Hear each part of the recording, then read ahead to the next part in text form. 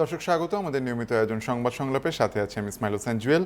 অনলাইনে যুক্ত আছেন আমাদের সঙ্গে আজ জনস্বাস্থ্য বিশেষজ্ঞ ডাক্তার লেলিন চৌধুরী এবং আছেন এভারকেয়ার হসপিটালের head of medical services doctor Arif Mahmud. আপনাদের দুজনকে স্বাগত সংবাদ সংলাপে। গত কয়েকদিন ধরে আমাদের জন্য একটা স্বস্তির খবর হচ্ছে যে করোনার যেই সংক্রমণের হার, দৈনিক মৃত্যুর সংখ্যা, তার যে নিম্নমুখী প্রবণতা সেটি অব্যাহত রয়েছে এবং কয়েকদিন ধরেই 5% নিচে আমাদের দৈনিক সংক্রমণের হার সেটি এবং এটি বলা হয় যে দৈনিক সংক্রমণের হার যখন 2 সপ্তাহ ধরে 5% নিচে থাকে তখন সেটি আসলে নিয়ন্ত্রণে রয়েছে বলে এক ধরনের ধারণা করা হয়। এটি এক ধরনের স্বস্তির খবর, কিন্তু অস্বস্তির খবর সেটি হচ্ছে যে এই সংক্রমণের নিম্নমুখিতা কিংবা দৈনিক মৃত্যুর সংখ্যা যখন অন্যান্য মাসের তুলনায় বলা যায় খুবই নগণ্য, এই স্বস্তির জায়গাটি মানুষকে অনেক বেশি উদাসীন করে তুলছে। আমরা রাস্তাঘাটে চলতে গিয়ে সাধারণ মানুষের মধ্যে মাস্ক পরা কিংবা স্বাস্থ্যবিধি মানার যে বিষয়টি, সেটি শুধুমাত্র সাধারণ মানুষের মধ্যে তা না, প্রাতিষ্ঠানিকভাবে বা পুরো দেশ জুড়েই কেমন এক ধরনের উদাসীনতা চলে এসছে। তো করোনার এই পরিস্থিতিতে আমাদের জন্য কি আসলে স্বস্তির নাকি সতর্কতার, সে বিষয়ে আলোচনা করব। শুরু করতে চাই ডাক্তার লেলিন চৌধুরী আপনাকে দিয়ে। যেমনটা বলছিলাম যে গত কয়েকদিন ধরে আমাদের সংক্রমণের হার যেটি রয়েছে, বিশেষ করে এই সেপ্টেম্বরের শেষের দিকে এবং অক্টোবরের শুরুটা যেমন হলো, স্বস্তির খবর, কিন্তু এখান থেকে পরিস্থিতি আবারও ঘুরে যেতে পারে এমন আশঙ্কা তো রয়েছে, তাই না? ধন্যবাদ। প্রথম কথা হচ্ছে, করোনা ভাইরাস সংক্রমণের ক্ষেত্রে নিয়ন্ত্রণ এবং নির্মূল দুটি অত্যন্ত গুরুত্বপূর্ণ কথা রয়েছে। যখন সংক্রমণের হার 5% কমে এসে 2 সপ্তাহের অধিক কাল এটি স্থায়িত্ব হয়, তখনই আমরা বলবো এটিকে নিয়ন্ত্রণ। এবং যখন কোনো জনপদে পরপর 3 সপ্তাহ বা তারও বেশি সময় কোনো ভাইরাসের সংক্রমণ পাওয়া যাবে না, তখন বলবো আমরা নির্মূল। আমরা এখন সংক্রমণের নিয়ন্ত্রণ রেখার ভেতরে রয়েছি। আমরা এর মধ্যেই 1 সপ্তাহ পার করেছি। যদি আরো 1 সপ্তাহের অধিক সময় পার করা যায়, তাহলে কিন্তু আমরা বলতে পারবো যে নিয়ন্ত্রণটা পুরোপুরি হয়েছে। কিন্তু এই সাথে মনে রাখতে হবে, করোনা ভাইরাসের গতিপথটি হচ্ছে ঢেউয়ের মতো। এটি উঠে ঊর্ধ্বগামী হয়, আবার নিম্নগামী হয়ে নিয়ন্ত্রণের মধ্যে আসে, আবার কিছুদিন নিয়ন্ত্রিত থেকে আবার ঊর্ধ্বগামী হয়। এভাবেই কিন্তু আমরা প্রথম এবং দ্বিতীয় ঢেউয়ের সংক্রমণটা দেখেছি, এবং দ্বিতীয় ঢেউয়ের এখন আমরা নিম্নগামী পর্যায়ে রয়েছি। ইতিমধ্যেই কিন্তু ভবিষ্যৎবাণী করা হয়েছে আমাদের প্রতিবেশী দেশ ভারতে অক্টোবরের শেষ দিকে তৃতীয় ঢেউয়ের শুরু হতে পারে, এবং নিঃসন্দেহে সেই ঢেউ এসে বাংলাদেশকেও আঘাত করবে। এ কথা মনে রেখে, এবং একই সাথে বৈশ্বিক প্রেক্ষাপটে করোনা ভাইরাস কোথাও নির্মূল হয় নাই, অনেক জায়গায় নিয়ন্ত্রিত রয়েছে, অনেক জায়গায় নিয়ন্ত্রিত হয় নাই। তবে এইসব সার্বিক প্রেক্ষাপট মিলিয়ে আমরা বলতে পারি, আমরা এখনো তৃতীয় একটি ঢেউয়ের আশঙ্কা করতে পারি। যখন আশঙ্কা রয়েছে, সেই আশঙ্কা যেন সত্যিকারে পরিণত না হয়, সেই কাজটি করার জন্য আমাদেরকে অবশ্যই সতর্ক হতে হবে। সতর্কতার জায়গাটা যখন করোনার সংক্রমণ 20, 25 বা 30% ছিল, আর যখন নিয়ন্ত্রণের ভেতর রয়েছে, এখানে কিন্তু সতর্কতার জায়গাটা একটু ভিন্নতা রয়েছে। ভিন্নতা কেমন? আমরা প্রায় গত 1.5 বছরেরও অধিক কাল সময় ব্যাপী আমাদের লোকজনকে আমরা মাস্ক পরিয়েছি, স্বাস্থ্যবিধি মানতে বাধ্য করেছি এবং উৎসাহ দিয়েছি। যখন সংক্রমণটা কিছুটা স্বস্তির ভেতরে আসবে, নিয়ন্ত্রণের মধ্যে আসবে, আমাদের কিন্তু তাদেরকে মানসিকভাবে ভালো রাখার জন্য কতগুলো বিষয় শেখাতে হবে, যে কোন জায়গায় সে মাস্ক খুলতে পারবে আর কোন জায়গায় তাকে অবশ্যই মাস্ক পরতে হবে। অর্থাৎ এখন স্থান, কাল এবং সময়ের প্রেক্ষাপটে মাস্ক পরা, স্বাস্থ্যবিধি মানা, এবং সেই প্রেক্ষাপটেই মাস্ক না পরা বা কিছুটা ঢিলে দেওয়ার যে বিষয়টি, সেটি আমাদের নির্ধারণ করতে হবে। যেমন আমরা বলছি, আবদ্ধ ঘরে যেখানে অনেক লোকজন রয়েছে, এয়ার কন্ডিশন রুম, সেখানে ভেন্টিলেশন ওপেন না, সেই সব জায়গায় অবশ্যই অবশ্যই অবশ্যই মাস্ক পরতে হবে, স্বাস্থ্যবিধি মানতে হবে। আবার ধরা গেল খোলা প্রান্তরে কোনো নদীর ধারে লোকজন বেড়াতে গিয়েছে, সেখানে একজন থেকে আরেকজনের দূরত্ব বেশ 3, 4, 5 ফিট রয়েছে, বায়ু প্রবাহ বয়ে যাচ্ছে, সেখানে কিন্তু মাস্ক পরা এবং খোলার মধ্যে পার্থক্যটা কম, কারণ প্রবাহিত মুক্ত বায়ু যেখানে রয়েছে, সেখানে মাস্ক খোলা থাকলেও কিন্তু সংক্রমণের হার কমে যায়। এই কৌশলগুলো এখন আমাদের দিক থেকে রোগীদের, মানুষদের বলতে হবে। তা না হলে মানুষজন যখন মাস্ক পরে স্বাস্থ্যবিধি মেনে শৃঙ্খলার চাপে বিধির চাপে অস্থির হয়ে গিয়েছে তাদেরকে কিন্তু মুক্তভাবে শ্বাস নেয়ার, দম ফেরার একটি জায়গা করে দিতে হবে। এ কারণেই আমার মনে হয় যখন এরকম একটি অবস্থা নিয়ন্ত্রণের মধ্যে রয়েছে, এই সময় জনস্বাস্থ্যবিদ এবং সচেতন মানুষের দায়িত্ব কিন্তু আরো বেড়ে গিয়েছে। সাধারণ মানুষকে ঠিক কোন পথে অগ্রসর হলে একদিকে জীবনের আনন্দ ও মুক্তির স্বাদও তাকে দেয়া যাবে, অন্যদিকে করোনা প্রতিরোধী কার্যক্রমকেও জারি রাখা যাবে, এই দুইয়ের ভেতরে মেলবন্ধন বা সমন্বয় তৈরির এখন সময়। এবং এ কারণেই কিন্তু এখন আমরা সাধারণ মানুষকে যে কথাগুলো বলবো তার গুরুত্ব কিন্তু অনেক বেশি। এসব মনে করেই আমরা এখন স্বস্তি নয়, সতর্ক, এটাকেই আমরা গ্রহণ করে সামনে অগ্রসর হব। অনেক ধন্যবাদ ডাক্তার লেলিন চৌধুরী। ডাক্তার আরিফ মাহমুদ, আপনার কাছে যাব তার আগে আমাদের সঙ্গে যোগ দিয়েছেন সিনিয়র সাংবাদিক কুদ্দুস আফরাদ। কুদ্দুস আফরাদ, নিশ্চয়ই আমাকে শুনতে পাচ্ছেন? হ্যাঁ, শুনতে পাচ্ছি আপনাকে। আচ্ছা, অনেক ধন্যবাদ আপনাকে আমাদের সঙ্গে যোগ দেওয়ার জন্য। আপনার কাছে ফিরবো। ডাক্তার আরিফ মাহমুদ, করোনা সংক্রমণের এই যে নিম্নমুখিতা, এবং আমরা দেখছি যে দৈনিক মৃত্যুর সংখ্যা সেটি অনেকটা কমেছে। বিশেষ করে আমরা অগাস্ট সেপ্টেম্বরে যা দেখলাম, আমাদের জন্য এক ধরনের বিভীষিকাময় সময় পার হয়েছে। একটি মৃত্যু আসলে দুঃখজনক, এবং যার স্বজন মারা যায়, যে পরিবারের যায়, তারা আসলে এটি টের পায় যে তাদের জন্য কত বড় ক্ষতি এটি, কিংবা হারানোর বেদনা।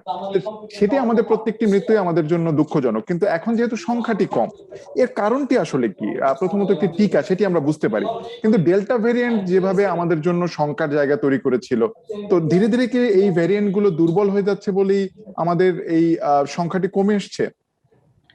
ধন্যবাদ আপনাকে, ধন্যবাদ গাজী টিভিকে। দর্শক শ্রোতাদের আসসালামু আলাইকুম। আমি ডক্টর লেলিন চৌধুরী যেখানে শেষ করেছিলেন সেখান থেকে শুরু করছি। আপনি বলছিলেন যে গত যদি আমরা 10 দিন ধরে দেখি, আমাদের দেশের সংক্রমণের গ্রাফটা কিন্তু নিম্নমুখী, সংক্রমণের সংখ্যাও কম, মৃত্যু কম। এখন আপনি যেটা জানতে চাচ্ছেন যে মৃত্যু কেন কম, এটা কতগুলি কারণ হতে পারে। যেমন ডেল্টা ভেরিয়েন্টের কারণে কিন্তু সারা বাংলাদেশে এবং পৃথিবীর 170টা দেশে করোনা ভাইরাস কিন্তু প্রকোপ আকারে ছড়িয়ে গিয়েছিল, এবং কোনো কোনো দেশ সেকেন্ড ওয়েভ, কোনো কোনো দেশ থার্ড ওয়েভ পার করেছিল। এবং বর্তমান বিশ্ব যদি আমরা এখন দেখি, করোনা ভাইরাসটা কিন্তু চলে যায়নি। আপনি যদি দেখেন যুক্তরাষ্ট্রেও কিন্তু এখন ভালো মতোই করোনা ভাইরাস রয়ে গেছে।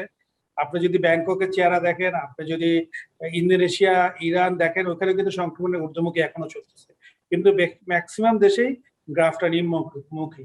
এখন এটার কিন্তু বহুবিধ কারণ হতে পারে। তার মধ্যে অন্যতম কারণ একটা হচ্ছে যে টিকার কভারেজ।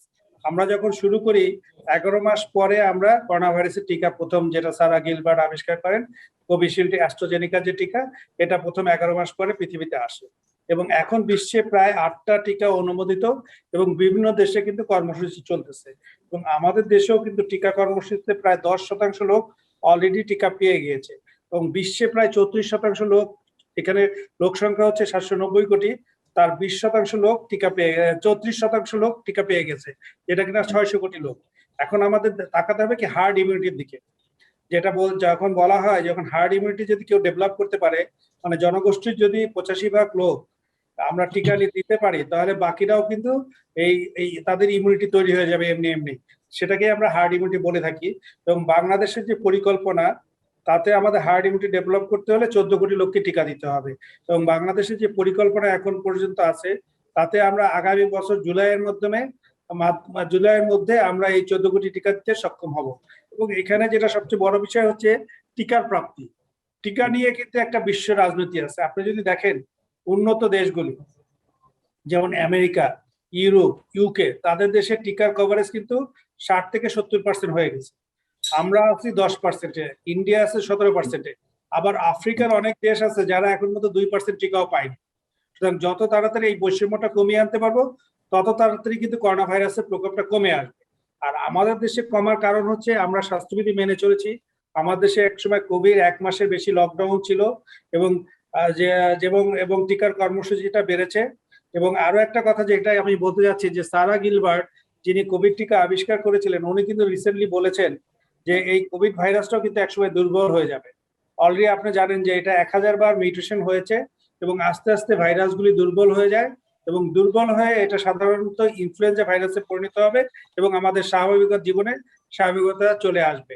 এবং আরো একটা কারণ মডার্না সিও যেটা বলেছেন, যে আগামী 1 বছরের মধ্যে করোনা চলে যাবে। কারণটা হচ্ছে কারণ আগামী 1 বছরের মধ্যে টিকার প্রাপ্তি আরো বেশি হয়ে যাবে। এখন পর্যন্ত বিশ্বে আরো 134টি টিকা নিয়ে কাজ হচ্ছে কোভিড এর এগেনস্টে, এবং এই 134টি টিকা আমরা আশা করতেছি আগামী বছর নাগাদ চলে আসবে। তা যত বেশি টিকা উৎপাদন হবে তত বেশি হার্ড ইমিউনিটি দেশে দেশে গড়ে উঠবে এবং আমরা আস্তে আস্তে টিকা মানে করোনা ভাইরাস থেকে মানে নিস্তার পাবো। কিন্তু এখানে একটু উল্লেখ করা দরকার, এই যে আমাদের দেশে সংক্রমণের হার কমে আসার ফলে জনগণের মধ্যে একটা অনীহা দেখা দিয়েছে। তারা মাস্ক পরতেছে না, পর্যটন কেন্দ্রগুলি খোলা, বাসে কোনো স্বাস্থ্যবিধি মানা হচ্ছে না, তাতে কিন্তু আমরা ঝুঁকিতে আছি। সুতরাং আমাদের স্বাস্থ্যবিধিগুলি মেনে চলতে হবে। এবং আরেকটা বড় কথা, প্রায় 541 দিন বন্ধ থাকার পরে আমাদের দেশের স্কুল, কলেজ এবং ইউনিভার্সিটি খুলে দেওয়া হচ্ছে এবং এখানে কিন্তু শিশু সন্তানরা, কিশোররা কিন্তু ঝুঁকির মধ্যে আছে। সুতরাং আমাদের আরো কিন্তু করোনা ভাইরাস চলে গেলেও আমাদের স্বাস্থ্যবিধিটা মেনে চলতে হবে। তার মধ্যে অন্যতম হচ্ছে মাস্ক পরা, শারীরিক দূরত্ব বজায় রাখা এবং হচ্ছে হাত ধোয়া, হাত স্যানিটাইজ করা। অনেকটা পরিষ্কার। আমরা আবারও ফিরবো এবং আপনি যে জায়গায় শেষ করছিলেন যে টিকার জায়গাটি আমরা দেখছি যে মুখে খাওয়ার ওষুধও যুক্তরাষ্ট্রে গতকালই মাত্র এলো, সে বিষয়ে আপনার কাছ থেকে শুনবো। কুদ্দুস আফরাদ, আপনার কাছে যেটা জানতে চাই যে বিষয়ে আমরা শুরু করেছি আলোচনাটা, যে করোনা নিয়ন্ত্রণে আছে, সেটি আমাদের সামনে দৃশ্যমান, আমরা পরিসংখ্যানটি যেমনটা দেখি এবং এই মাসটিও আশা করা যায় যে মানে এক ধরনের স্বস্তির মধ্যে যাবে। কিন্তু প্রশ্ন হচ্ছে যে আমরা এরকম স্বস্তি অন্যান্য দেশে দেখেছি এবং তারপর অস্বস্তি দেখেছি, যে আরো দ্বিগুণ প্রবল ভাবে করোনা সেখানে দানা বেঁধেছে।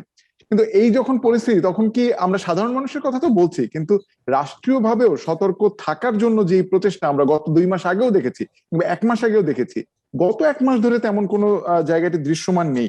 মানে যারা প্রশাসনিক ভাবেও কেউ অনেকটা দুর্বলতা দেখেন কিনা সতর্কতার জায়গাতে? ধন্যবাদ আপনাকে। আসলে আপনি যেটা বলছিলেন যে কোনো দুর্বলতা, অর্থাৎ প্রচারণা বা সতর্কতা এসব বিষয়ে, এটা হচ্ছে যে পরিবেশ পরিস্থিতির উপর সবকিছু নির্ভর করে। মানুষের যে মানসিক অবস্থা থাকে, মানবিক অবস্থা থাকে এবং তার যে চিন্তা চেতনা থাকে, মনন থাকে, সব জায়গায় পরিবেশ পরিস্থিতি কিন্তু একটা বড় প্রভাব রাখে। এটা স্বীকার করতেই হবে। এখন সংক্রমণের হার কম, সেই ক্ষেত্রে সরকারের দিক থেকে যেরকম তাগিদটা একটু কমে এসছে, আমাদের নাগরিকদের মধ্যে কিন্তু তাগিদটা কম আছে। করোনা সম্পর্কে, করোনার খারাপ দিকগুলো সম্পর্কে, করোনার মৃত্যুর হার সম্পর্কে বা সংক্রমণ সম্পর্কে জানে না এমন মানুষের সংখ্যা খুবই কম বাংলাদেশে। কিন্তু আমি ওই যে কথাটা বলছিলাম যে শিথিলতাটা এসছে ওই জায়গাটায়, যেই জায়গাটা যখন দেখা যায় যে পরিস্থিতি একটু উন্নতি হয়েছে। এই পরিস্থিতির উন্নতির পিছনে যে নানান ফ্যাক্টর গুলো কাজ করছে, যেরকম আপনি ভ্যাকসিনের কথা বললেন, সতর্কতার কথা বললেন। হ্যাঁ, আমরা যতটা সতর্ক থাকবো, একটু আগে আমাদের সঙ্গে, আমি এই বিষয়ে বিশেষজ্ঞ নই, 2জন চিকিৎসক বিশেষজ্ঞ আছেন, তারাই বলেছেন যে সতর্কতার কোনো খামতি থাকলে, কোনো ঘাটতি দেখা দিলে কিন্তু আবার সেটা রিপিট করার সম্ভাবনা থাকে। আর করোনাকে আমাদের মনে রাখতে হবে, শুধু করোনা না, আমরা যদি মাস্ক ব্যবহার করি, অন্যান্য জীবাণু থেকেও কিন্তু আমরা নিজেদেরকে মুক্ত রাখতে পারি। আমাদের মাস্ক ব্যবহারটা আগে ছিল না। আমরা আগে সাধারণত চিকিৎসা প্রতিষ্ঠানে চিকিৎসা নিতে গেলে বা মেজর কোনো অপারেশন হলে আমরা দেখতাম যে ডক্টররা সাধারণত মাস্ক ব্যবহার করে, অন্যরা করতেন না। কিন্তু মাস্কটা হচ্ছে প্রত্যেকের জন্যই জরুরি। নর্মালিও যদি আমরা মাস্কটা ব্যবহার করি, অন্যান্য জীবাণু থেকে আক্রান্ত হওয়ার সম্ভাবনা কিছুটা হলো কম থাকে। বিশেষ করে আমাদের বায়ু দূষণের যে অবস্থাটি মাঝে মাঝে তৈরি হয়, সেখান থেকে তো আমাদের বায়ু দূষণের সীসা টিসা এসব নানান জিনিস থাকে। তো আমাদের মনে রাখতে হবে যে করোনার সংক্রমণ শেষ হয়ে যায় না, নিঃশেষ হয় না, বিজ্ঞানীরাই বলছেন। এবং আপনি নিজেও যে শুরুতে বললেন কোনো জায়গায় রিপিট করেছে এবং রিপিট করে খুবই খারাপ অবস্থা গেছে, এবং সেসব কিন্তু উন্নত দেশ, ইউরোপের মতো দেশে আমরা ইতালিতে দেখেছি, ফ্রান্সে দেখেছি, জার্মানিতে দেখেছি কি অবস্থা হয়েছে। তো আমাদের যারা আমরা এই দেশে বসবাস করি, আমাদের যে জলবায়ু, আমাদের বায়ু পরিমণ্ডলের যে শ্বাস, এই আমাদের যে ভূতাত্ত্বিক বিষয়গুলো আছে, সেটা যেমন আমাদের সহায়ক, তেমন আমাদের ক্রুডও হয় কখনো কখনো। সুতরাং আমরা যদি নিয়ম কানুনগুলো মেনে চলি এবং সরকার সবসময় সজাগ থাকে, আমি যে কাজটা বলছি, সরকারের সতর্কতাটা বা মাস্ক ছাড়া কোনো জিনিস ব্যবহার করা, যেরকম ট্রেনে, বাসে, এয়ারে চলাচলের ক্ষেত্রে, আমাদের অন্যান্য ক্ষেত্রে অর্থাৎ অফিস আদালত, যেখানে জনবহুল জায়গার ক্ষেত্রে সরকারের যে বিধিবিধানগুলো আছে, যারা এসব মনিটরিং করে, তাদেরকে এই কড়াকড়ি আরোপটা চালিয়ে যেতে হবে। অর্থাৎ এখানে একটু আমি যোগ করতে চাই, মানে পরিস্থিতিটা এমন যে আপনি যদি ধরেন বিমানে যারা চড়েন, তারা স্বাভাবিকভাবেই উচ্চবিত্ত বা মধ্যবিত্ত যাই বলি, অর্থাৎ তারা সচেতন এবং শিক্ষিত। কিন্তু গণপরিবহন আমাদের যেগুলো, বিশেষ করে রাজধানীতে বাসে যারা চড়েন, এখন বাসে আমরা কিন্তু করোনার সময় নিয়মটি করেছিলাম যে আহ দাঁড়িয়ে লোক নেওয়া যাবে না, অর্থাৎ 2 আসনের জায়গা থেকে আমরা প্রত্যেক আসনে লোক নেওয়া যাবে, কিন্তু দাঁড়িয়ে নেওয়া যাবে না। অর্থাৎ আমরা যেন দূরত্বটি যেটা একদম মিনিমাম সেটি তো রক্ষা করা যাচ্ছে না 2 সিটে, কিন্তু এর চেয়ে বেশি যাতে না হয়, অর্থাৎ গায়ের উপর যাতে গায়ে মানে লোক না পড়ে, সেজন্য আমরা দাঁড়িয়ে লোক নেওয়া বন্ধ করলাম, সেটি চলছে। মাস্ক ছাড়া গণপরিবহনে চলা যাবে না তেমন একটা নিয়ম ছিল, কিন্তু আমরা এখন দেখি যে যে যার খুশি মতো মাস্ক পরছে।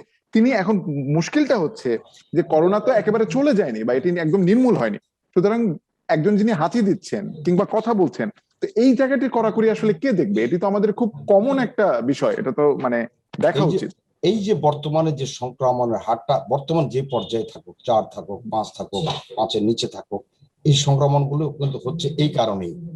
এই জায়গাটা যদি আমরা আর একটু সিকিউরিটিটা মেনটেন করতাম, তাহলে কিন্তু সংক্রমণের হার আরো হয়তো কমে আসতে পারতো।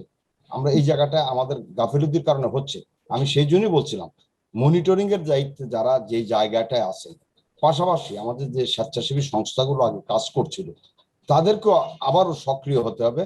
কারণ করোনা নির্মূল না হওয়া পর্যন্ত মাস্ক এবং দূরত্ব, অকারণে ঘোরাফেরা করা, মানুষের সাথে মেলামেশা করা, অপরিচিত লোকের সাথে কিছু আদান প্রদান করা, এগুলো থেকে আমাদের বিরত থাকতেই হবে।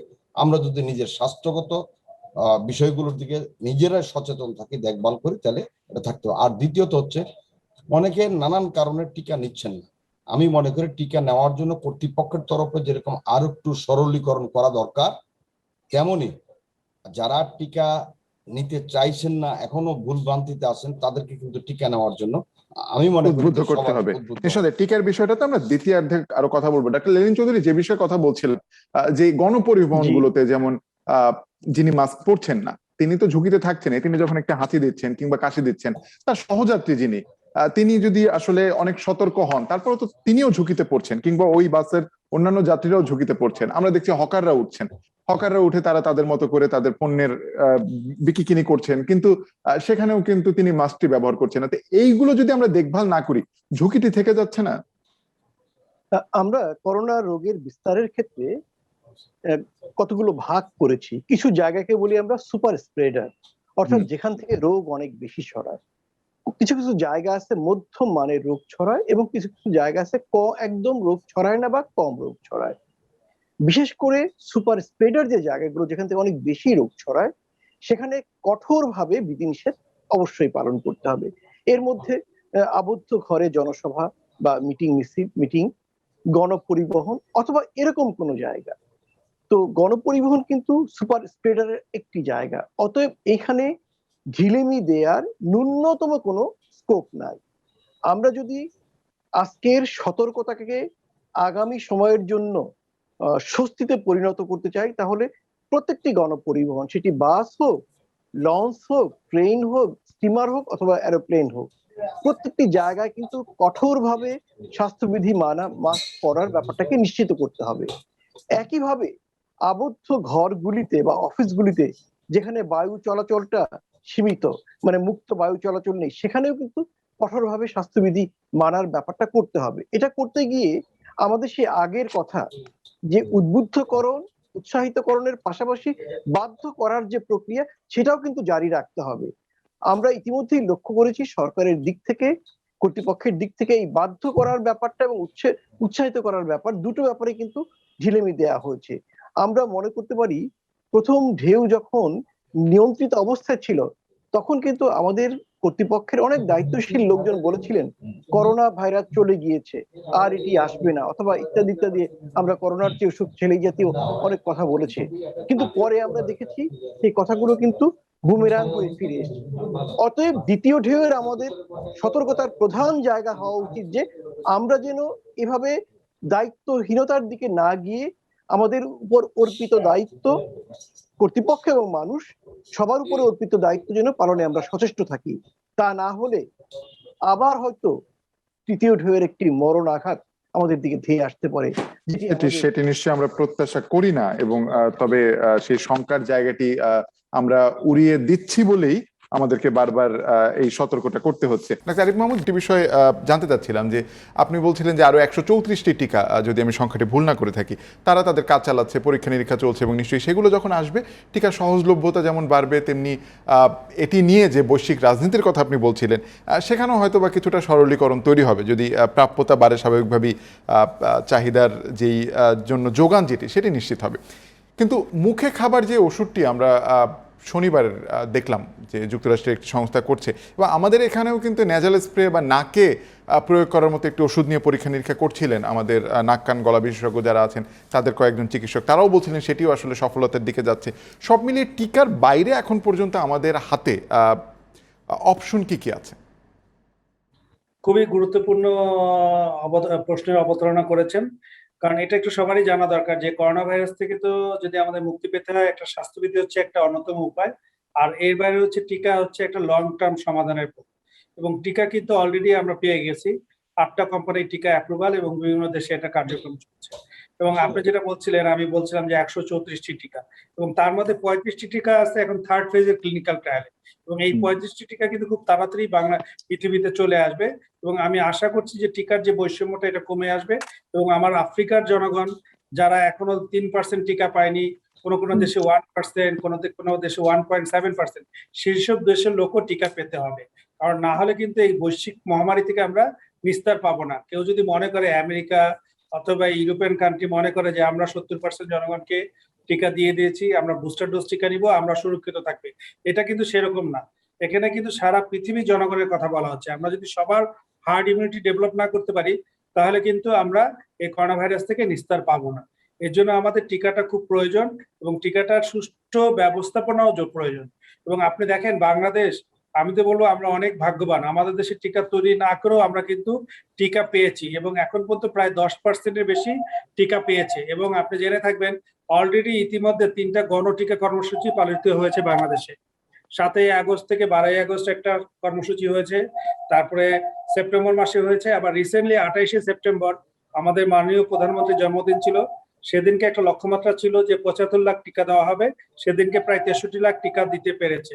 এটা কিন্তু বোঝা যাচ্ছে যে আমাদের জনগণ কিন্তু এখন বেরিয়ে আসছে, টিকা নিতে আগ্রহী হচ্ছে এবং টিকা কেন্দ্রে যাচ্ছে। এর পরের দিন সংখ্যাটি প্রায় 81 লাখ। 81 লাখ, আচ্ছা, তাহলে তো খুব ভালো সংখ্যা, আমি হয়তো আপডেট করে নিলাম। আর যেটা হচ্ছে যে আপনি যেটা বললেন যে মুখে খাওয়ার যে ওষুধটা তৈরি হচ্ছে, যেটা যুক্তরাষ্ট্রে মার্ক ফার্মাসিউটিক্যালস, তারা একটা অ্যান্টিভাইরাল পিল তৈরি করেছে, এবং এটার যে ক্লিনিক্যাল ফেজে ট্রায়াল হয়েছে তাতে দেখা গেছে 50% বেশি এটা কার্যকরী, এবং হসপিটালে ভর্তির সংখ্যা এবং গুরুতর রোগের সংখ্যা কমিয়ে আনে। তার মানে হচ্ছে কি, যদি এইটা এখন তারা ইমার্জেন্সি অ্যাপ্রুভালের জন্য এফডিএ এর কাছে জমা দিয়েছে, এবং বিভিন্ন দেশে ইমার্জেন্সি অ্যাপ্রুভালের জন্য তারা আবেদন করেছে। এটা যদি অ্যাপ্রুভ হয়ে যায়, তাহলে কিন্তু এই ওষুধটা মাত্র ডেইলি 4টা করে ট্যাবলেট খেতে হবে 5 দিন, মানে 40টা ট্যাবলেট খেতে হবে 2 বেলা করে, 4টা 8টা সকালে আর রাত্রে, আর 5 দিন হচ্ছে 40টা ট্যাবলেট খেতে হবে। দাম পড়ে প্রায় $1000 কম, $800। এবং এটা খেলে দেখা যাবে যে করোনা ভাইরাসের যে প্রকোপতা আমরা যেটা বাংলাদেশে দেখেছি, আইসিইউতে যেতে হচ্ছে, এসডিইউতে যেতে হচ্ছে, হাই ফ্লো নেজাল ক্যানুলা লাগে, এগুলির আর কোনো প্রয়োজন হবে না, আমরা বাসায় ওষুধ খেলে ভালো হয়ে যেতে পারবো। আর এটা হচ্ছে একটু পরিষ্কার হয়ে নিতে চাই, এটা কি এই ট্যাবলেটটি কি প্রিভেনশন নাকি কিওর, কোনটার জন্য ব্যবহৃত হবে? কিওর, এটা কিন্তু কিওরের জন্য। আচ্ছা, প্রিভেনশন, এটা হচ্ছে মেডিসিন, অ্যান্টিভাইরাল একটা ড্রাগ, যেটাকে মনলিপিরাভির বলা হয়। আর আপনি যেটা নেজাল টিকার কথা বললেন, এটা কিন্তু টিকা, নেজাল স্প্রে যেটা, এটা কিন্তু টিকা, এটা কিন্তু কোনো ওষুধ না। এবং সেটা গবেষণা করেছে সুইডেনের বাংলাদেশি বিজ্ঞানীরা। এটা কিন্তু এখনো অ্যানিম্যাল ট্রায়ালে সীমাবদ্ধ আছে। বাংলাদেশে এটা ক্লিনিক্যাল ট্রায়াল হবে। আমাদের সিনিয়র প্রফেসর, ইউজিসি প্রফেসর এবং মাননীয় প্রধানমন্ত্রীর যে ব্যক্তিগত চিকিৎসক প্রফেসর এবিএম আব্দুল্লাহ স্যার, উনি এটা প্রিন্সিপাল ইনভেস্টিগেটর হিসেবে কাজ করছেন, এবং ওনারা কাগজপত্র জমা দিয়েছেন বিএমআরসি তে। যদি বিএমআরসি ইথিক্যাল ক্লিয়ারেন্স দেয়, তাহলে সেই টিকাটির ক্লিনিক্যাল ট্রায়াল হবে বাংলাদেশে। এবং সেটা যদি হয়, এবং আমরা যদি এই নেজাল টিকাটি উৎপাদন করতে পারি, তাহলে সুবিধা কি জানেন? সুবিধা হচ্ছে যে অন্যান্য টিকা যেমন আপনাকে কোল্ড চেন মেনটেন করতে হয়, তারপর সংরক্ষণ করতে হয়, লোকজনকে টিকা কেন্দ্রে যেতে হয়, তারপরে যারা টিকা দিবে তাদের ট্রেনিং দিতে হয়, আবার টিকা নেওয়ার পরে অবজার্ভ করতে হয় কোনো সাইড এফেক্ট হয় কিনা। কিন্তু এই নেজাল টিকা আসলে এগুলো কিচ্ছু লাগবে না, আপনি বাসায় আপনি রাখতে পারবেন, এবং আমরা যেভাবে নাকে ড্রপ দেই বা কোনো ওষুধ নিই ঠিক সেইভাবে আমরা বাসায় বসে এই টিকাটা নিয়ে নিতে পারবো। তাতে লোকজনের কিন্তু ভয় ভীতি, স্বাস্থ্যকেন্দ্রে যাওয়ার যে ইটা থাকে, ভীতিটা থাকে, সেটা অনেক কমে যাবে। তাই সবকিছু মিলেই কিন্তু এটা একটা আশার খবর এবং স্বস্তির খবর যে আমরা হয়তো করোনা ভাইরাসের শেষ দেখতে পাচ্ছি। আগামী 6 থেকে 1 বছরের মধ্যে এটা আমরা আরো ভালোভাবে নিয়ন্ত্রণে নিয়ে আসতে পারবো। কিন্তু সবসময় আমরা যেটা বলি, আমাদের স্বাস্থ্যবিধি কিন্তু মেনে চলতে হবে, নাহলে কিন্তু যে স্কুল কলেজ ইউনিভার্সিটি খুলে দিয়েছে, এখনো কোনো বড় ধরনের অকারেন্স ঘটেনি, কিন্তু হওয়ার সম্ভাবনা থেকে যাবে। এবং আমাদের যদি এই শিশু কিশোররা যদি কোনো কারণে আক্রান্ত হয়ে যায় বা কেউ যদি মৃত্যুবরণ করে, সেটা কিন্তু আমাদের দেশের জন্য অনেক বড় ক্ষতির কারণ হবে। সেটি এক ধরনের মানসিক চাপও তৈরি করবে যারা শিক্ষার্থী আছেন, শিক্ষক আছেন, অভিভাবক আছেন, সবার জন্য। সেটি নিশ্চয়ই সেই সতর্কতার জায়গা দরকার বলেই আমাদের আজকের আলোচনার অবতারণা। আমি 3 জনের উদ্দেশ্যে যারা আলোচক আছেন একটা পরিসংখ্যান একটু আপনারা নিশ্চয়ই জানেন। তারপরে পরিসংখ্যানটি হচ্ছে শনিবার পর্যন্ত আমাদের দেশে পূর্ণ ডোজ অর্থাৎ 2 ডোজ টিকা পেয়েছেন 1,70,33,743 জন, আর প্রথম ডোজ দেওয়া হয়েছে প্রায় 3,36,66,585 জনকে। সংখ্যাটা ভালো শুনতে, বেশ মানে আমাদের যে জনসংখ্যা সেই অনুপাতে এখন পর্যন্ত আমাদের মোটামুটি খারাপ না। কিন্তু মুশকিলটা হচ্ছে যে আমরা যদি আমাদের আশেপাশের দেশগুলোর দিকে তাকাই তাহলে 2 ডোজ টিকার শতাংশ যেটি সেটি হচ্ছে ভারত 17%, পাকিস্তান 13%, ভুটান 67%, মালদ্বীপ 62%, শ্রীলঙ্কা 53%, নেপাল 21% এবং বাংলাদেশ 10%। অর্থাৎ সার্কের সবগুলো দেশের মধ্যে আমাদের 2 ডোজ টিকা নেওয়ার হার এখন পর্যন্ত সর্বনিম্ন। আর আমরা যদি আরেকটু আশেপাশে যাই তাহলে আমাদের নিচে এখন পর্যন্ত আছে মিয়ানমার। সেটি নিশ্চয়ই আমাদের জন্য তুলনার জন্য খুব একটা ভালো উদাহরণ না। কুদ্দুস আফরাদ, এই যখন অবস্থা তখন আমরা আসলে টিকা নিয়ে যত বেশি প্রত্যাশার কথা বলেছি বা আশা দেখিয়েছি, সেটি পূরণ কি সেভাবে হয়েছে? পূরণ তো আপনার যে পরিসংখ্যান একটু আগে জানালেন সেভাবে বলে না। হ্যাঁ, তারপরেও আমাদের যে অবস্থা, আমাদের জনসংখ্যার যে অবস্থা, আমাদের টিকা গ্রহণের যে হচ্ছে টিকার প্রাপ্তির উৎসগুলো আমরা যদি বাধাপ্রাপ্ত না হতাম, প্রথমে সেরাম থেকে যখন টিকা আসে বাধাপ্রাপ্ত না হলে কিন্তু এই সংখ্যাটা আর বেড়ে যেতে পারতো। মধ্যে অনেকদিন আমরা আমাদের গভর্নমেন্ট টিকা দিতে পারেনি, এটা তো সত্য। তো এখন ধরেন সরবরাহ ভালো আছে এবং টিকা দেওয়ার প্রক্রিয়াটা যদি স্বাভাবিক থাকে আমরা হয়তো দ্রুত এটা কাটিয়ে উঠবো, সংখ্যাটা আমাদেরও একটা পর্যায়ে চলে যাবে। তবে আমরা আশাবাদী যে এখন যে অবস্থায় আছে টিকার যে ফ্লো অর্থাৎ আসার যে সরবরাহ যেভাবে হচ্ছে এবং আগামীতে হবে, তাতে আমাদের এটা খুব একটা বাধা হবে না। আমরা টিকাটা পেয়ে যাচ্ছি, কারণ আমাদের শহর বেশ জনসংখ্যার বড় অংশটাকে আসলে আগে টিকার আওতায় আনতে হবে। সব মানুষের জন্য টিকার দরকার। এখানে এখন পর্যন্ত 18-র উপরে টিকা দিচ্ছে, এটা আমরা ভুলে গেলে চলবে না। 18-র নিচে টিকার বাইরে রাখা হয়েছে। দ্বিতীয়ত হচ্ছে আমাদের শহর অঞ্চলে আমরা যে করোনার প্রকোপটা বা সংক্রমণটা যেটা দেখেছি, এটা শহর বেজ এরিয়ায় বেশি, বিশেষ করে সিটি কেন্দ্রিক বেশি তুলনামূলকভাবে। আমাদের ডেল্টা ভেরিয়েন্ট আসার পরে আমাদের কিছু গ্রাম অঞ্চলে সেটা ছড়িয়েছে। তবে যদি আমরা আনুপাতিক হারে তুলনা করি, এখন পর্যন্ত বলতেই পারি যে শহর বেজ টিকার সংক্রমণটা বেশি হয়েছে, যেটা একটু আগে ডক্টর লেলিন বললেন। এরও একটা কারণ উনি কিন্তু তার কথার মধ্যে দিয়ে এসছে, সেটা হচ্ছে যে ঘরবদ্ধ অর্থাৎ আবহাওয়া যেখানে বায়ু চলাচল উন্মুক্ত না, সেসব জায়গায় তার সংক্রমণের পরিমাণটা বেশি হয় বা সংখ্যা বেশি হয়। আমি এই জন্য মনে করি টিকার যেই সরবরাহ আসবে সেটা যাতে আমরা শহর কেন্দ্রিক একটু নজরটা বাড়িয়ে দিই। একই সঙ্গে যেটা গণটিকার মাধ্যমে তো মূলত আমাদের গ্রামে একবারে প্রত্যন্ত অঞ্চল পর্যন্ত টিকা পৌঁছে গেছে, তাদেরকেও, কারণ ওইখানে যারা যে অংশটা বাইরে যাচ্ছে, যে অংশটা ডেইলি ব্যবসা বাণিজ্যের সাথে দৌড়াচ্ছে, বিভিন্ন অঞ্চলে যাচ্ছে, তাদেরকে যাতে টার্গেট গ্রুপ করা হয়। কারণ এখানে পেশা ওয়াইজ একটা টার্গেট গ্রুপ বানাতে হবে। পেশাজীবীদের কোন পেশার মানুষ এই জায়গা থেকে ওই জায়গায় যাচ্ছে, ওই জায়গা থেকে ওই জায়গায় যাচ্ছে, চলাচলে যার বেশি ব্যস্ততা আছে, তাকে এটার ভিতর নিয়ে আসতে হবে। এটা গ্রাম পর্যায়ের জন্য আমি বলছি কথাগুলো। আমাদের যদি বিশেষজ্ঞ পড়া যারা আছেন তারা এটা অনুধাবনে নেন, নিতেও পারেন। আবার যদি তারা মনে করেন যে না, এই ক্ষেত্রে আমাদের এই ধারণাটা ভুল হচ্ছে, আমার মনে হয় না, পেশাজীবীদের টিকার আওতায় দ্রুত নিয়ে আসা দরকার। তার বাইরে আমাদের গৃহিণী আছেন, মহিলারা, অনেক ক্ষেত্রে তারা কিন্তু টিকার বাইরে আছে। বেশিরভাগ ক্ষেত্রে এখনো যদি নারী পুরুষ আমাদের দেখা হয় পরিসংখ্যানে, নারীরা অনেক পিছিয়ে আছে। আমাদের নারীদেরকে এই জায়গাটা নিয়ে আসতে হবে। আমি আশাবাদী যে শিগগিরই আমরা যে পিছিয়ে আছি 10%, এই কোটাটা হয়তো আমাদের থাকবে না। আমাদের এখন টিকার চাহিদা অনুযায়ী সরবরাহ চালানগুলো যদি আসে, এইভাবে নিয়মিত পৌঁছতে থাকে, টিকা দেওয়ার সক্ষমতা কিন্তু বাংলাদেশ গভর্নমেন্টের খুব ভালোভাবে আছে। ইপিআই এর মাধ্যমে তারা খুব দ্রুত কয়েক কোটি লোককে 1 মাসে টিকা দিতে পারে, কিন্তু আমাদের সরবরাহ না থাকার কারণে মূলত এটা হচ্ছে। আর দ্বিতীয়ত আরেকটা জিনিস আহ এখানে আপনাকে বলতে চাচ্ছি, সেটা হচ্ছে যে ডিসেম্বরের মধ্যে আমরা ইতিমধ্যে গভর্নমেন্টের তরফে ধারণা দেওয়া হয়েছে বাংলাদেশে টিকা উৎপাদন করবে। যদি সেটা হয়ে যায় তাহলে আমার মনে হয় আমরা খুব একটা পিছিয়ে থাকবো না। গতকালকেও আমাদের স্বাস্থ্যমন্ত্রী বিশ্ব স্বাস্থ্য সংস্থার মহাপরিচালকের সঙ্গে সাক্ষাৎ করেছেন। উনি টিকার ব্যাপারে আমাদের বর্তমান অবস্থার ব্যাখ্যার পাশাপাশি টিকা সরবরাহের ফ্লোটা যাতে থাকে, অব্যাহত থাকে, সেই বিষয়ে তার সাহায্য চেয়েছেন বা সহযোগিতা চেয়েছেন।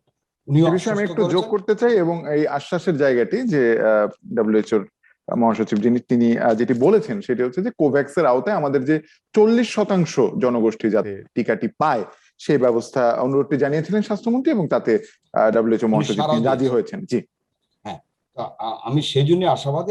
আমরা এখানে হতাশ হওয়ার কিছু নেই। আমি এখনো মনে করি টিকা দেওয়ার বিষয়ে প্রায়োরিটিটা একটু ভালো করে যদি চিন্তা ভাবনা করা হয়। অনেক সময় ইমোশনাল আমরা কিছু সিদ্ধান্ত নিচ্ছি, এটা আমরা অস্বীকার করতে পারি না। আমাদের ইমোশন বেস কিছু সিদ্ধান্তের কারণে টিকা নিয়ে কিছু বিভ্রান্তি ঘটে গেছে টিকা দেওয়ার ক্ষেত্রে। যেমনটা হচ্ছে যখন গণটিকা দেওয়ার ক্ষেত্রে অনেক মানুষ সেখানে ছুটে গেছে, ছুটে যে সেইভাবে টিকাটা পায় না, কিন্তু মানুষের আগ্রহটা ছিল প্রবল। সেই অনুযায়ী যখন সাপ্লাই ছিল না, সেই জন্য আবেগ বেশ আমাদের কিছু সিদ্ধান্ত আমরা 18 নেব। যখন গণটিকা দেওয়ার কথা বললো সেই সময় সরকারের তরফ থেকে বলা হলো যে 12 বছর পর্যন্ত দেওয়া হবে, মানে গণটিকা দেওয়ার আগে দিয়েই, অর্থাৎ টিকার এত বেশি ফ্লো আছে এটাকে বোঝানোর জন্য যে 12 বছর পর্যন্ত দেওয়া হবে। এই ধরনের আবেগ বেশ কিছু কথাবার্তা যদি সরকারের তরফ থেকে বন্ধ রাখা হয়, বরঞ্চ কনস্ট্রাকটিভ কিছু চিন্তা ভাবনা এবং গাইডলাইন গুলো এরকম ভাবে দেওয়া হয়, এখানে অনেক বিশেষজ্ঞ ব্যক্তি আছে, তারা ভালো বুঝবেন। আমার রাজনীতিবিদরা অনেক সময় এই টিকা নিয়ে কিন্তু রাজনীতি করেছে। এই জায়গাটাকে মুক্ত থাকা দরকার।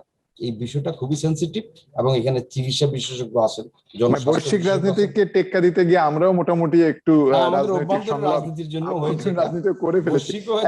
রাজনীতির জন্য হয়েছে। লেলিন, যদি একটা বিষয় জানার যে ওই সময় খুব আলোচনা হচ্ছিল করোনার, যখন একেবারে আমরা টিকাটি শুরু করি তখন আমরা, এখন সেই আলোচনাটি একটু কম, কিন্তু তারপরে জানার আগ্রহ থেকে যারা একদম শুরুর দিকে, অর্থাৎ আমরা যখন গণটিকাদান শুরু করি দেশে, তখন যারা প্রথম ডোজ নিয়েছেন এবং তারপরে হয়তো অ্যাস্ট্রাজেনেকার জন্য তাদের দেরি হয়েছে, কিংবা 2 ডোজ যারা অ্যাস্ট্রাজেনেকা শেষ করেছেন, অন্যান্য টিকা মডার্না, সিনোফার্ম কিংবা ফাইজার যারা নিয়েছেন, 2 ডোজ নেওয়ার পর আসলে তৃতীয় ডোজের চিন্তা ভাবনা কি করা উচিত, নাকি হচ্ছে গিয়ে আমাদের 2 ডোজই যথেষ্ট? আর যদি করা উচিত, তাহলে যারা শুরুর দিকে পেয়েছেন এই টিকার আসলে কার্যকারিতার মেয়াদ কতটুকু? তৃতীয় ডোজ নিয়ে কি ভাবনার দরকার আছে কি নাই? ধন্যবাদ। আমি একটু প্রশ্ন করে রাখতে চাই ফাঁকে। সেই প্রশ্নটা হচ্ছে, এই যে টিকা, ফাইজারের টিকা, মডার্নার টিকা, তারপরে আমাদের চীনের যে টিকাগুলো এসছে, হ্যাঁ, এই টিকা কি কোনো তারতম্য আছে? অনেকের কিন্তু এসব জিজ্ঞাসা আছে যে এই ভিতরে কোনো তারতম্য আছে কিনা, এটাও যদি ডক্টর লিলেন চৌধুরী এক ফাঁকা আমাদেরকে জানিয়ে দেন। ধন্যবাদ। আমি দুটো বিষয়ে বলার চেষ্টা করছি। আমরা এখন পর্যন্ত সারা পৃথিবীতে করোনার যে টিকাগুলো দিচ্ছি এর মেয়াদকাল 1 বছর ধার্য করা হয়েছে। অর্থাৎ প্রথম ডোজ দেওয়ার 1 বছর পরে আমরা তার তৃতীয় ডোজটি দিব। প্রথম ডোজ, তারপরে দ্বিতীয় ডোজ, এবং বুস্টার হিসেবে 1 বছর ডোজ পরে একটি ডোজ দিব। এটি হচ্ছে বর্তমান শিডিউল। যদি প্রথম ডোজ দেওয়ার পরে, অর্থাৎ দ্বিতীয় ডোজ পাওয়ার প্রথম ডোজের 1 বছর পরে যদি পরীক্ষা করে দেখা যায় তার শরীরে ভাইরাস প্রতিরোধী অ্যান্টিবডি, যেটাকে আমরা বিজ্ঞানী ভাষায় বলি নিউট্রালাইজিং অ্যান্টিবডি, সেটা যথেষ্ট পরিমাণে রয়েছে, তখন তৃতীয় ডোজটা কবে দেওয়া হবে সেটি ঠিক করা হবে। এটি একটি ব্যাপার। দ্বিতীয় ব্যাপার যেটি প্রিয়ভাজন কুদ্দুস আফরাদ বললেন, যে ফাইজার, বায়োনটেক, মডার্না, সিনোফার্ম, অ্যাস্ট্রাজেনেকা, এই টিকাগুলোর মধ্যে কোনটা ভালো কোনটা ভালো না ইত্যাদি। এখানে একটা ব্যাপার পরিষ্কার করে বলি, টিকা নিয়ে পৃথিবী এখন 2 বলয়ে বিভক্ত। একটি বলয় হচ্ছে বর্তমান যে ন্যাটো জোট, অর্থাৎ আমেরিকা এবং ইউরোপীয় দেশগুলোর যে প্রধান শক্তি, তারা যে টিকাগুলো উৎপাদন করছে সেই টিকাগুলো একটি। অন্যদিকে রাশিয়া, চীন, এই টিকাগুলো যারা উৎপাদন করেছে, এবং প্রথম দিকে ভারতও ছিল এই বলয়ের মধ্যে সেই টিকাগুলো। কিন্তু সম্প্রতি আমরা দেখতে পাই ইউরোপীয় দেশগুলো ভারতে উৎপাদিত কোভিশিল্ডকে স্বীকৃতি দিয়ে কোভিশিল্ডকে মানে ভারতীয় ভ্যাকসিনটাকেও যাতে তোলার জন্য এবং রাশিয়া চীন বলয় থেকে ভিন্ন করার জন্য একটি উদ্যোগ নিয়েছে। এখানে আমি বৈজ্ঞানিকভাবে একটা কথা বলি, যে 7টি ভ্যাকসিন বাংলাদেশে দেয়া হচ্ছে, এই 7টি ভ্যাকসিনই বৈজ্ঞানিকভাবে সবটাই কার্যকর এবং নিরাপদ বলে প্রমাণিত হয়েছে। কারণ এই ভ্যাকসিনগুলো নিয়ে যে ট্রায়ালগুলো হয়েছে এটি খোলা বইয়ের মতো, ওপেন বুকের মতো, যে কেউ ইচ্ছে করলে এটি দেখতে পারে। দ্বিতীয় কথা হচ্ছে, যেমন ধরুন এখন সবচেয়ে বেশি নাম হচ্ছে ফাইজার বায়োনটেকের ভ্যাকসিনটি, যেটি আমেরিকা তৈরি করেছে। এই ভ্যাকসিনটি ইসরায়েলে দেয়া হয়েছে। ইসরায়েলের ডেল্টা ভেরিয়েন্টের বিরুদ্ধে ফাইজার বায়োনটেকের ভ্যাকসিনটা মাত্র 39%, মানে 39% কার্যকর, যেটি বিশ্ব সংস্থার মানের থেকে অনেক অনেক নিচে। কিন্তু পশ্চিমা নিয়ন্ত্রিত যে গণমাধ্যমগুলো, তারা এই খবরটি বেমালুম উপেক্ষা করে গিয়েছে। বরঞ্চ এখন পর্যন্ত সবচেয়ে কার্যকর ভ্যাকসিন হিসেবে যেটি প্রমাণিত হয়েছে বৈজ্ঞানিকভাবে, রাশিয়ার স্পুটনিক ভি, যেটি এটির কথা খুব মানে কেমন করে যেন এটাকে আলোচনায় আনাই হয় না। দেখুন, লক্ষ্য করুন, প্রথমে বলা হলো রাশিয়া আমেরিকার ভ্যাকসিন টেকনোলজি চুরি করেছে। এটা যখন প্রমাণ করা গেল না, তখন বলল যে রাশিয়া স্পুটনিক ভি নিয়ে, স্পুটনিক 5 নিয়ে তারা করছে, কি মানে বৈজ্ঞানিক তথ্য লুকাচ্ছে। এটাও যখন প্রমাণ করা গেল না, তখন এটাকে আলোচনার বাইরে ঠেলে দেওয়া হলো। মানে বিষয়টা এমন যে যখন আমার দেশে সিনোফার্ম দেয়া হবে কি হবে না এই আলোচনা চলে, তখন পশ্চিমা লোকজন বলে এটা তো বিশ্ব স্বাস্থ্য সংস্থা অনুমোদন দেয় নাই। কিন্তু তার দেশে যখন ফাইজার, মডার্না ইত্যাদি দেয়া হচ্ছে, তারা কিন্তু বিশ্ব স্বাস্থ্য সংস্থার অনুমোদনের ধারও ধারে নাই। এই যে একটা অদ্ভুত ভ্যাকসিন পলিটিক্স, এর শিকার কিন্তু আমরা হচ্ছি। দেখুন, আমরা যে সিনোফার্ম দিচ্ছি পৃথিবীর 64টি দেশে এটি দেয়া হচ্ছে। তাহলে ব্যাপারটা কি দাঁড়ালো? এবং 64 দেশের যে ফলাফল পাওয়া গেছে সবটাই কিন্তু অনুকূলে। এই কারণেই কিন্তু আমরা বলি যে ভ্যাকসিন যেগুলো আমাদের দেশে দেওয়া হয়েছে এগুলো বৈজ্ঞানিকভাবে কার্যকর এবং নিরাপদ বলে প্রমাণিত হয়েছে, আমরা নিঃসন্দেহে দিতে পারি। কিন্তু কোন কোন ইউরোপীয় দেশ এইসব অথবা আমেরিকান দেশ এই ভ্যাকসিনগুলোকে স্বীকৃতি দিতে যাচ্ছে না। এটি তাদের প্রভাব বলয়ের বিস্তারের রাজনীতির সাথে যুক্ত, এর সাথে বিজ্ঞান যুক্ত না।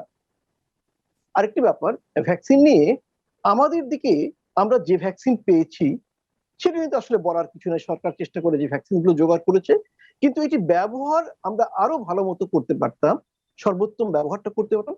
সেই ক্ষেত্রে প্রিয়ভাজন কুদ্দুস আপনারা যথার্থই বলেছেন, আমাদের পরিকল্পনায় কিছু ঘাটতি রয়েছে। যেমন ধরুন, সবচেয়ে বেশি ভ্যাকসিন দেয়া দরকার সেই মানুষগুলোকে যারা সবচেয়ে বেশি ঝুঁকিপূর্ণ, মৃত্যু ঝুঁকিতে রয়েছে। সেটা হচ্ছে 60 বছরের বয়স্ক যারা বেশি, তাদেরকে। কিন্তু দুর্ভাগ্যক্রমে এখন পর্যন্ত আমাদের দেশে তাদেরকে কম ভ্যাকসিন দেওয়া হয়েছে। এবং আমরা জানি ইতিমধ্যেই কিন্তু স্বাস্থ্যমন্ত্রী ঘোষণা করেছিলেন সপ্তাহে একদিন 60 বছরের বেশি মানুষকে স্পট রেজিস্ট্রেশনের মাধ্যমে ভ্যাকসিন দেওয়া হবে। আমাদের প্রশ্ন, যদি একদিন, এটা প্রতিদিন নয় কেন? 60 বছর এবং তার বেশি বয়সে মানুষ যদি তার জাতীয় পরিচয়পত্র নিয়ে একটি ভ্যাকসিন কেন্দ্রে যায়, কেন তাকে প্রতিদিন তাদেরকে স্পট রেজিস্ট্রেশন করে দেয়া হবে না বলুন তো? এই দেয়া হলে আমার দেশের এখন পর্যন্ত আমরা 4,96,00,000 ডোজ ভ্যাকসিন গতকাল পর্যন্ত দিয়েছি, জনসংখ্যার 10.2%। তাহলে এই ভ্যাকসিনটা যদি আমরা তরুণদের 18-25 বছরের কম দিয়ে ওই মানুষগুলোকে বেশি দিতাম, তাহলে তো মৃত্যুর ঝুঁকিটা কমে যেত। এই কাজটি আমরা করিনি এবং আমরা গণটিকাকে গণভোগান্তিতে রূপান্তরিত করেছি। করার পরেও মাননীয় প্রধানমন্ত্রীর 75তম জন্মদিনে আমরা ভ্যাকসিন দেওয়ার যে ঘোষণাটা দিলাম, সেটি কেন যথেষ্ট সময় নিয়ে সুপরিকল্পিত উপায়ে করা হলো না? সেটি করা হলে ওই দিন যে মানুষগুলোর ভোগান্তি হলো, সকাল 8টা থেকে ভ্যাকসিন দেওয়ার কথা, ঢাকা সিটি কর্পোরেশন উত্তরে বিকেল 2:30 থেকে দেওয়া হয়েছে। চট্টগ্রামের সিটি কর্পোরেশনের প্রায় 31-32টি কেন্দ্রে সার্ভার ডাউন থাকাতে সেখানে ভ্যাকসিন দিতেই পারে নাই। এরকম আমি অনেক উদাহরণ দিতে পারবো। আমরা সবিনয়ে স্বাস্থ্য কর্তৃপক্ষের কাছে একটি আবেদন জানাবো, করোনার শুরু থেকে আপনাদের কার্যকলাপের সাথে অব্যবস্থাপনার শব্দটি অঙ্গাঙ্গিভাবে যুক্ত হয়ে গিয়েছে।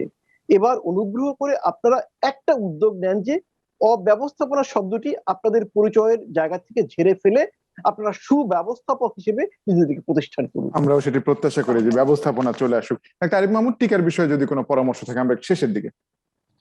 টিকে নিয়ে তো অনেক কিছু কথা বলা হলো, ডক্টর লেলিন চৌধুরী বললেন, কুদ্দুস ভাইও জানতে ছিলেন। তা আমার যেটা বক্তব্য হচ্ছে, আপনি যে প্রশ্নটা করেছিলেন যে বুস্টার ডোজ নিয়ে কিন্তু অনেক রাজনীতি আছে। আমি যেটা আগেও বলেছিলাম যে দুইটা ডোজ দেওয়ার পরে একটা ডোজ 1 বছর পরে দেওয়ার কথা, কিন্তু এখন যদি আমরা বুস্টার ডোজের দিকে তাকাই, তাহলে যারা টিকা পায়নি, যেমন আমাদের দেশে 10%, ভারতে দেখেন টিকা তৈরি করে তারপরে তাদের দেশে হচ্ছে কভারেজ 17%, আর আফ্রিকার দেশগুলি 1%-এর নিচেও অনেকে আছে। অ্যাঙ্গোলা নামে একটা জায়গা আছে, সেখানে 1% মাত্র টিকা কর্মসূচি প্রদান করা হয়েছে। সুতরাং এইখানে বুস্টার ডোজের দিকে না তাকিয়ে সবাইকে যদি একটা ডোজও টিকা দেওয়া যায়, তাহলে কিন্তু করোনা সংক্রমণের ঝুঁকিটা আমরা কিন্তু 50% কমিয়ে নিতে পারবো। কারণ দুইটা ডোজ দিলে হয়তো পুরোপুরি সুরক্ষিত হবে, কিন্তু একটা ডোজও যদি দেওয়া যায় তাহলে অ্যাটলিস্ট 50% সুরক্ষিত হবে। এই জন্য আমরা যেটা বলছি যে বুস্টার ডোজ নয়, আমরা সার্বজনীন একটা ডোজের টিকা চাই। কারণ আপনি জানেন, যেটা বলছিল যে ন্যাটো বা যাদের কথা বলা হচ্ছে, আমেরিকা, স্পেন, ফ্রান্স, এরা চাচ্ছে তাদের জনগণকে, যারা অত্যন্ত ঝুঁকিপূর্ণ জনগণ, তাদেরকে একটা বুস্টার ডোজ দিতে। এবং আমেরিকার প্রেসিডেন্ট আপনি দেখছেন জো বাইডেন, সে কিন্তু বুস্টার ডোজের টিকা নিয়েছে। এটা হয়তো ওনাদের পক্ষে সম্ভব, কিন্তু আমরা যদি সার্বিকভাবে চিন্তা করি, বৈশ্বিক মহামারী চিন্তা করি, তাহলে আমাদের কিন্তু এই বৈষম্যটা কমিয়ে আনতে হবে এবং সবাইকে টিকা কর্মসূচি আওতায় নিয়ে আসতে হবে। সুতরাং আমি যেটা বলবো যে টিকা তো নিতেই হবে, সাথে স্বাস্থ্যবিধিগুলি মেনে চলতে হবে। তাহলে আমরা সবাই মিলে সুরক্ষিত থাকবো, আমার পরিবার সুরক্ষিত থাকবে, আমাদের দেশ জাতি সুরক্ষিত থাকবে এবং আস্তে আস্তে বিশ্ব নর্মাল হয়ে যাবে। ধন্যবাদ আপনাকে। ধন্যবাদ। কুদ্দুস আফরাদ, শেষ করবো আপনাকে দিয়ে। আপনি নিশ্চয়ই আপনার প্রশ্নের উত্তর পেয়েছেন। এখন আপনার যদি যোগ করার কিছু থাকে, বিশেষ করে টিকার বিষয়ে। চমৎকার ব্যাখ্যা দিয়েছেন ডক্টর লেলিন চৌধুরী। মানে তার কারণ হচ্ছে যে এইটা নিয়ে কিন্তু একটা বিভ্রান্তি মানুষের মধ্যে ছিল। আমরা জানতাম এই বিভ্রান্তির পিছনে আন্তর্জাতিক কিছু রাজনীতি জড়িত, আন্তর্জাতিক মিডিয়ার একটা বড় অংশ জড়িত, কিন্তু অনেকের এই বিভ্রান্তিতে এখনো পড়ে আছে। আমরা যেটা বিশ্বাস করি সেটা হচ্ছে যে টিকা তো নিতেই হবে, স্বাস্থ্যবিধিও মানতেই হবে, কিন্তু এখন যে অবস্থা আমরা আসছি, এটাকে আমাদের স্বস্তি ভাবার কোনো কারণ নেই। কারণ এর আগেও আমরা এরকম স্বস্তিজনক পর্যায়ে এসে পরে কিন্তু আমাদের সংক্রমণ বেড়ে গিয়েছিল। সুতরাং সামনে যে শীতের মৌসুমটা আসছে, সেই মৌসুমে কি হয়, ধরনটা কিভাবে আবার চেঞ্জ হয়, সেই সতর্কতা প্রত্যেকটা নাগরিক, প্রত্যেকটা মানুষের সেইভাবে নিতে হবে। অফিস আদালত এবং জনসমাগম হয় বা যায়, বাজার হাট সব জায়গায় আমরা এখন লক্ষ্য করি বাজারে টিকা এবং টিকা না, মাস্ক ব্যবহার একবারই হচ্ছে না। বিশেষ করে ক্রেতা বিক্রেতা দুই পর্যায়ে হয়, বিক্রেতাদের থাকে, ক্রেতাদের থাকে না। হাট বাজারের দিকে একটু নজর দিতে হবে এবং স্থানীয় প্রশাসন বলেন, জেলা প্রশাসন বলেন, সিটি প্রশাসন বলেন, এই জায়গাটা তাদের তদারকি আগের মতোই জারি রাখতে হবে। অনেক ধন্যবাদ কুদ্দুস আফরাদ এবং ডাক্তার লেলিন চৌধুরী, ডাক্তার আরিফ মাহমুদ, তিনজনকে ধন্যবাদ। যে আলোচনাটি হচ্ছিল মূলত টিকা বিষয়ে বেশ প্রশ্নের জবাব তো আমরা পেয়েছি, কিছু ব্যাখ্যা পেয়েছি, কিন্তু মূলত আজকের আলোচনার বিষয় যেটি ছিল করোনা স্বস্তি নাকি সতর্কতা। আমি শেষ করতে চাই এভাবে যে আমরা যখন আজকের দৈনিক শনাক্তের হার কিংবা দৈনিক মৃত্যুর সংখ্যা যখন নিম্নমুখী বলছি, এই শনাক্তের সংখ্যার সঙ্গে কিন্তু গত মে মাসের, অর্থাৎ এবছরেরই 17 মে 18 মে, তখনও কিন্তু এরকম প্রতিদিন 500-600 করে শনাক্ত হচ্ছিল, যেটি আসলে আমাদের সেপ্টেম্বর বা অগাস্টের তুলনায় অনেক কম। সুতরাং মে মাসে যখন কম থেকে আবার আমাদের সামনে সেপ্টেম্বর অগাস্টের মতো বিভীষিকা আসতে পেরেছিল, তখন কিন্তু সেপ্টেম্বর অক্টোবরের এই সংখ্যা বাড়তেও খুব একটা সময় লাগার কথা না, যদিও সেটি আমাদের প্রত্যাশা না। কিন্তু ব্যাপারটি যেহেতু আমাদের হাতে নেই, সম্পূর্ণ প্রাকৃতিক, সুতরাং আমাদের হাতে যেটি আছে সতর্কতা, সেটি যেন আমরা মেনে চলি। বিশেষ করে মাস্ক পরা, সামাজিক দূরত্ব যতটা সম্ভব মেনে চলা এবং হাত ধোয়া, এটি খুব একটা কঠিন কাজ না। সুতরাং সবাই মিলে আমাদের এই সচেতনতাই নিশ্চয়ই আমাদেরকে নিয়ন্ত্রণের জায়গা থেকে করোনা নির্মূলের জায়গায় নিয়ে যেতে পারে। সবাই ভালো থাকবেন, সুস্থ থাকবেন, শুভরাত্রি।